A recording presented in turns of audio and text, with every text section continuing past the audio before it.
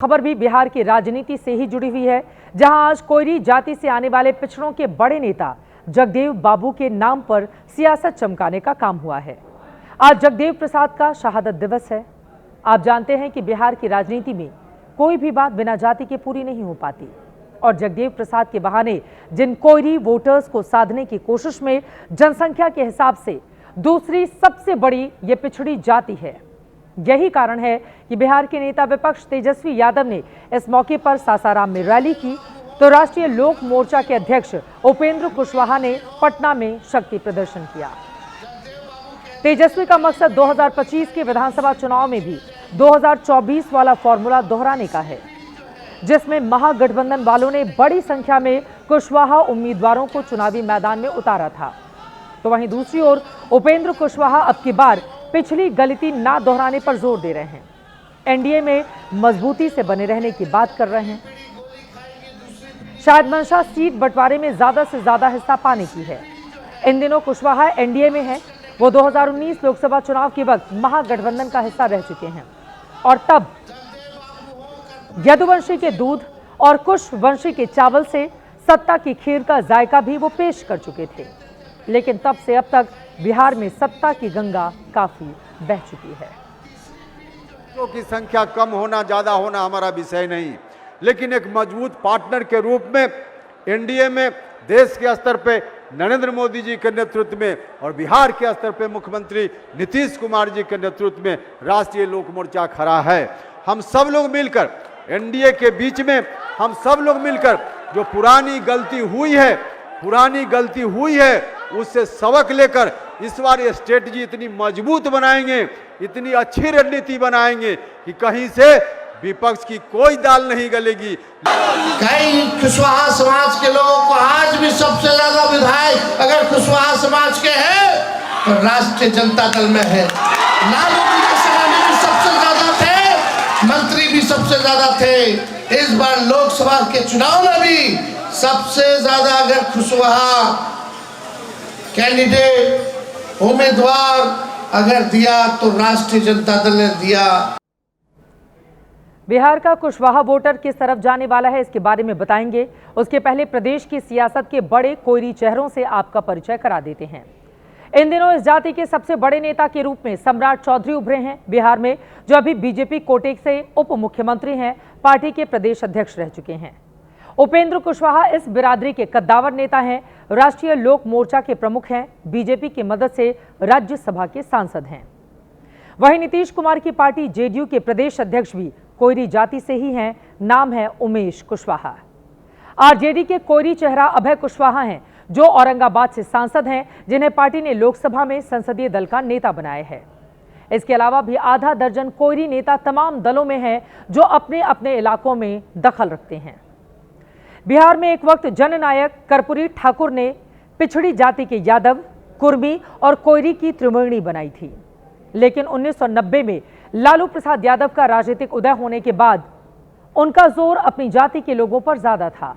ऐसे में कुर्मी जाति से आने वाले नीतीश कुमार ने लव कुश की सियासत शुरू कर दी।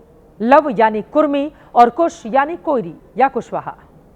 पिछड़ों के नाम पर राजनीति की आड़ में लालू के यादववाद से खफा नीतीश ने 1994 में अपनी राहें जुदा कर ली थीं। समता पार्टी होते हुए जनता दल यूनाइटेड बनाई और अब 2005 से ही बिहार के सत्ता के केंद्र बिंदु बने हुए हैं। पिछले कुछ सालों तक नीतीश की पहचान कुर्मी और कोयरी जाति के सर्वमान्य नेता की रही है। 2023 की जाति जनगणना के मुताबिक बिहार की पिछड़ी जातियों में यादव के बाद सबसे बड़ी हिस्सेदारी कोयरी की ही है, जो करीब 4.27% है। ये बिहार के आंकड़े आपके सामने रख रहे हैं। ये जो जातिगत आंकड़े हैं, ये बिहार ने जो काउंट किए थे वो आपके सामने हैं। बिहार की 40 लोकसभा सीटों में से 15 पर कोयरी जाति की भूमिका निर्णायक मानी जाती है, क्योंकि इन 15 सीटों पर कोयरी वोटर्स की संख्या 1.5 से 3 लाख के बीच में है। पारंपरिक रूप से कोयरी जाति का मूल पेशा खेती किसानी रहा है, विशेष रूप से सब्जियों की खेती और बागबानी का। बिहार में कोयरी जाति के लोग किसान, जमींदार होने के साथ साथ कारोबार और राजनीति में भी अहम स्थान रखते हैं। बीजेपी ने इस जाति का राजनीतिक ताकत और अहमियत समझते हुए सम्राट चौधरी को पहले पार्टी का प्रदेश अध्यक्ष और फिर डिप्टी सीएम की कुर्सी पर बिठा दिया। पिछले लोकसभा चुनाव में बिहार में आरजेडी के नेतृत्व में महागठबंधन ने भी बहुत बड़ा प्रयोग किया था। 7 कोयरी उम्मीदवार उतारे, लेकिन इनमें से जीत सिर्फ 2 को ही मिली थी, जबकि एनडीए ने 4 कोयरी नेताओं को टिकट दिया। इनमें भी जीते सिर्फ 2। बीजेपी ने 2024 में एक भी कुशवाहा कैंडिडेट नहीं उतारा। पिछले लोकसभा चुनाव में एनडीए को कुर्मी कोयरी जाति के 67% वोट मिले, जो 2019 के मुकाबले 12% कम थे। तो महागठबंधन को कुर्मी कोयरी के 19% वोट मिले, जो 2019 के मुकाबले 9% ज्यादा थे। लेकिन सच यह है कि आज सम्राट चौधरी के रूप में बीजेपी के पास एक मुखर और धाकड़ कोयरी चेहरा है। सहयोगी के रूप में उपेंद्र कुशवाहा कद्दावर नेता हैं। और सबसे बड़ी बात यह है कि लव कुश की राजनीति में ब्रांड नीतीश आज भी विपक्ष पर 20 है। लेकिन 2025 में भी 2024 की तरह कोयरी वोटर अगर बटे तो फिर बाजी पलट भी सकती है। बिहार की राजनीति में कोयरी जाति की ताकत और कुशवाहा वोट का हिसाब किताब आपने देख लिया। अब इस सूबे के सियासी इतिहास के उन पन्नों को भी पलट लेते हैं जिनमें पिछड़ों, वंचितों, शोषितों के महानायक के रूप में जगदेव प्रसाद का नाम दर्ज है।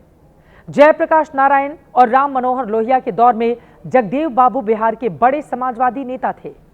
कहा जाता है बिहार में जगदेव बाबू और कर्पूरी ठाकुर की सूझबूझ से ही पहली गैर कांग्रेसी सरकार का गठन हुआ, जिसके मुख्यमंत्री महामाया प्रसाद सिन्हा बनाए गए थे।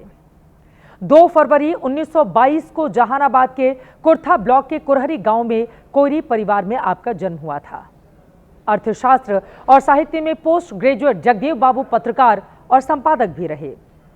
बिहार के लेनिन के नाम से मशहूर जगदेव प्रसाद की शहादत 5 सितंबर 1974 को पुलिस की गोली से हुई थी, जब वो शोषित वर्गों के अधिकारों के लिए आंदोलन की अगुवाई कर रहे थे। जगदेव बाबू के बेटे नागमणि भी बड़े नेता हैं, लेकिन वो पार्टी बदलने में रिकॉर्डधारी हैं। फिलहाल पिछले महीने की 19 तारीख को वो पत्नी सुचित्रा सिन्हा संग बीजेपी में लौट आए हैं। मकसद कोयरी वोटरों को साधना ही है। अब कोयरी वोटर बिहार का किस ओर रुख करेगा 2025 की सियासत में, ये देखना बेहद दिलचस्प होगा। दरअसल जातिगत आंकड़े आपके सामने रखना ये सिर्फ बताना है कि बिहार में जाति है कि कभी जाति ही नहीं।